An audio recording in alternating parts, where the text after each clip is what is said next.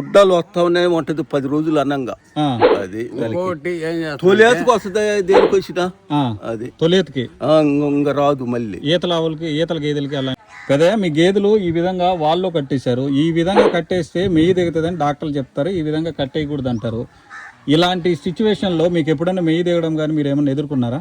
లేదు, అట్లాంటివి ఏం లేదు. లోపల ఏదైనా ఇబ్బంది ఉంటే ఆ, మామూలు బలవంతంగా అది మొక్కితే ఉమ్, నెయ్యి రావాల్సిందే, కానీ లేకపోతే మామూలుగా తాపిగా ఉన్న బరికి మాత్రం నెయ్యి రాదు. అట్లా ఆ, ఏదైనా నొప్పిగా ఉన్నప్పుడు అది ముక్కింది అనుకో, ఆ. మాయకన్నా ముందు నెయ్యి వస్తుంది. ఆ, అది ఓకే.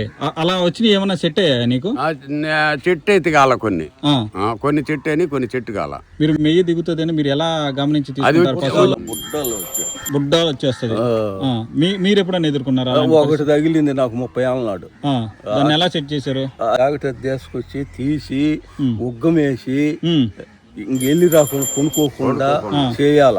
నీళ్ళు దాపకూడదు. నీళ్ళు దాపినాక ఒక అరగంట 1/2 గంట అయినా నిలబడి ఉండాల. ఆ, అది మరి నీళ్ళు దాపకూడదు. ఆ. ఈయన ముందుగా కూడా అట్టాడు దానికి. ఉమ్.